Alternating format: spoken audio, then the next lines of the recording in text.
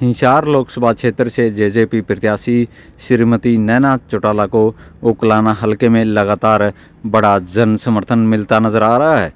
JJP प्रत्याशी श्रीमती नैना चौटाला उकलाना हलके के कई गांव में पहुंची और गांव में पहुंचने पर ग्रामीणों ने फूल मालाओं के साथ नैना चौटाला का जोरदार स्वागत किया। इस मौके पर ग्रामीणों ने कहा कि वह उनके साथ खड़े हैं और ग्रामीणों को जो अधिकार तथा महिलाओं को पंचायती राज संस्थाओं में विशेष तौर पर नैना चौटाला ने अधिकार दिलाने का कार्य किया है, उसके लिए वह उनके साथ खड़े हैं और वह चाहते हैं कि इस बार नैना चौटाला लोकसभा में पहुंचे और हिसार की आवाज़ को लोकसभा में बुलंद करें।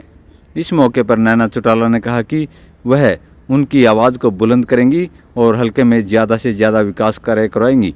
वहीं सुरेवाला और बिठमड़ा गांव में पंचायतों द्वारा नैना चौटाला का धन्यवाद किया गया और कहा गया कि दोनों गांव में लगभग 8 करोड़ रुपए की लागत से पीने का पानी भाखड़ा नहर से पहुंचेगा, जो एक लंबे समय से उनकी मांग थी। वह दुष्यंत चौटाला द्वारा और पूर्व श्रम मंत्री अनूप धानक द्वारा पूरी करवाएगी, जिसके लिए वह हमेशा अब दुष्यंत चौटाला का साथ देंगे और उन्हें लोकसभा में भेजकर विजयी बनाएंगे। देवलाल से लेकर मैं तो कहूँगी देवलाल जी, ओम प्रकाश चौटाला जी, अजय सिंह चौटाला, दुष्यंत चौटाला, और मैं आज मेरे लिए अपील करने आई हूँ। हमेशा से सिवानी बोलान जो है वो सियागो का गांव है और बढ़ चढ़कर मैं कहती हूँ उन्होंने हमेशा हमारा साथ दिया, आगे भी साथ देते रहेंगे और मैं तो वोटों की अपील करने के लिए। कल उकलाना में अभय सिंह चौटाला ने रैली की है। उन्होंने कहा कि 2019 में पार्टी छोड़ गए, वो देवलाल की नीतियों में छुरा घोंपने का काम किया, उनकी नीतियों को बढ़ा नहीं रहे। देखो, कहने में और जनता के वोट के बाद जनता जनार्दन के फैसले जो ये बार बार कहते हैं ना कि चौधरी देवीलाल की नीतियों को हम आगे लेकर, ये जनता फैसला करती है, हमारे हाथ में नहीं है चौधरी देवीलाल की। हम उनके बताए रास्ते पे चल सकते हैं,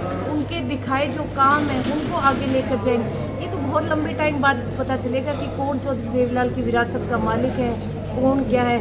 बोलने वाले अगर कामयाब होते तो मुझे लग रहा है आज नवीन जय हिंद जो है मेरा भाई, शायद वो हरियाणा का मुख्यमंत्री होता। बोलने से कुछ नहीं होता। मुझे बड़ी तकलीफ होती है इस चीज़ की, जब मैं नौजवान बच्चों को शराब के नशे में देखती हूँ ना, तो मुझे ये लगता है कि एक माँ बाप के लिए सबसे बड़ी धरोहर जो है वो उसकी औलाद है।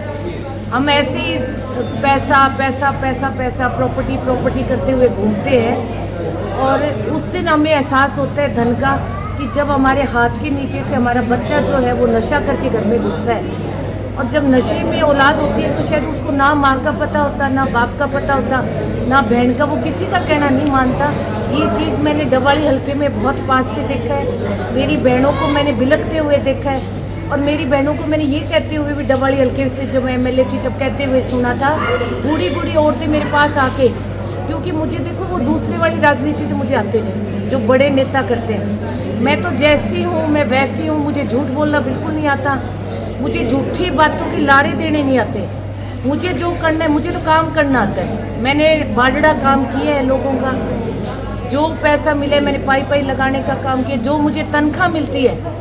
मैं इन बहनों को तो मैंने ये बात कही नहीं और आपके माध्यम से मैं ये कहना चाहूँगी कि मुझे जो भी सैलरी मिलती है, 5 साल में डबवाली से विधायक हुई, मैं 5 रुपये लेके घर नहीं गई। मैंने लड़कियों को पढ़ाने का काम किया, मैंने सिलाई सेंटर्स खोलने का काम किया, मेरी तनख्वाह से मैंने सामूहिक विवाह करवाने का काम, ये सेम काम जो मैं बारडा कर रही हूँ, मैं 5 रुपये घर लेके नहीं जाती।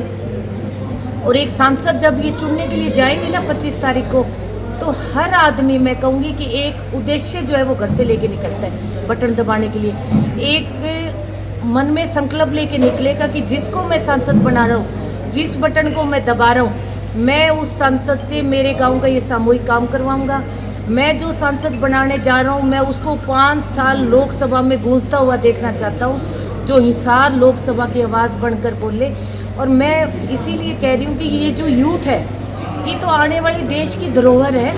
अगर हम ऐसे इनको हमारे स्वार्थ के लिए शराब पिला पिला के यूज़ करेंगे तो मुझे लगता है ये माएँ जो खड़ी है ना, शायद एक टाइम के बाद ये नौजवान बच्चों के लिए पूरा गांव, हमारी माएँ जो है वो तरसने का काम करते हैं। तो मैं आपके माध्यम से भी कहूँगी कि जो भी आप लोगों को सुन रहे हैं, जो आपके फॉलोवर्स हैं, प्लीज़ अपनी युवा पीढ़ी को बचा लो, प्लीज़ अपने बच्चों